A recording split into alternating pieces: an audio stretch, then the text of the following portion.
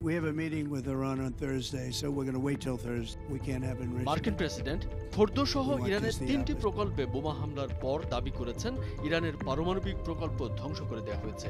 যদিও পেন্টাগনের বরাত দিয়ে দেশটির গণমাধ্যমে কতটা ধ্বংস হয়েছে তা নিয়ে সংশয়ের খবর প্রকাশ হয়। এরই মধ্যে বৃহস্পতিবার ইরানের সর্বোচ্চ নেতা আয়াতুল্লাহ আলী খামেনি বলেছেন, ইরানের পারমাণবিক স্থাপনাগুলোতে আক্রমণ করে আমেরিকা উল্লেখযোগ্য কিছু অর্জন করতে ব্যর্থ হয়েছে।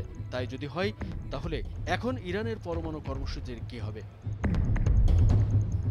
ইরান পারমাণবিক বোমা বানাবে কিনা এই প্রশ্নের নির্দিষ্ট কোনো উত্তর নেই, কারণ দেশটি আনুষ্ঠানিকভাবে এরকম কোনো ঘোষণা দেয়নি। তবে পারমাণবিক কর্মসূচি অব্যাহত থাকবে বলে ঘোষণা দিয়েছে ইরান। তবে প্রশ্ন হচ্ছে, ইরানের পারমাণবিক প্রকল্প কি সত্যি আছে নাকি ধ্বংস হয়ে গেছে?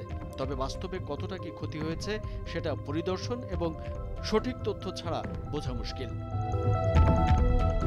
ইরানের পারমাণবিক সক্ষমতা ধ্বংস হয়েছে আন্তর্জাতিক বিশ্লেষকরা এখনও এমনটা মনে করেন না।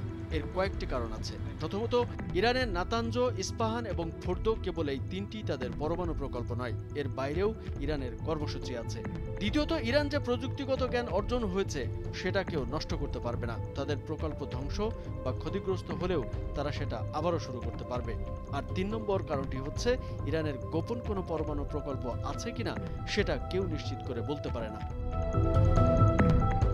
লন্ডনে দ্য গার্ডিয়ানের জ্যেষ্ঠ আন্তর্জাতিক প্রতিবেদক জুলিয়ান বার্গার বিবিসিকে দেয়া এক সাক্ষাৎকারে বলেন, ইরান এখন পরমাণু বোমা বানানোর দিকেও যেতে পারে। ইরানের এখন বড় সফলতা হচ্ছে যে তারা টিকে গেছে। এটা ঠিক যে তাদের পারমাণবিক কর্মসূচি ক্ষতিগ্রস্ত হয়েছে, কিন্তু তাদের পারমাণবিক অস্ত্র বানানোর সক্ষমতা কেউ কেড়ে নিতে পারেনি। তিনি আরও বলেন, মনে রাখতে হবে, ইরান প্রায় 400 কেজি সমৃদ্ধ ইউরেনিয়াম, যেটা দিয়ে 10টি পরমাণু বোমা বানানো যাবে, সেটা লুকিয়ে ফেলেছে।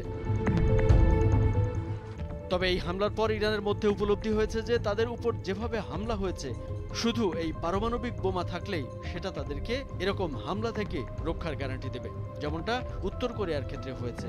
না হলে তাদের পরিণতি হবে ইরাক, লিবিয়ার মতো। তবে ইরানের জন্য বড় চ্যালেঞ্জ হবে পরমাণু কর্মসূচিতে ইউরেনিয়াম সমৃদ্ধকরণ থেকে সরে আসার জন্য পশ্চিমা শক্তিগুলোর নতুন চাপ মোকাবেলা করা। এরই মধ্যে দেশটির সংসদ বিল পাশ করেছে যে আন্তর্জাতিক আণবিক শক্তি সংস্থার সঙ্গে ইরান তার সম্পর্ক স্থগিত করবে। ফলে ইরানের কর্মসূচি নিয়ে কি হতে যাচ্ছে তা সামনের দিনগুলোতেই স্পষ্ট হবে। কামরুজ্জামান আরিফ, ভোরের কাগজ।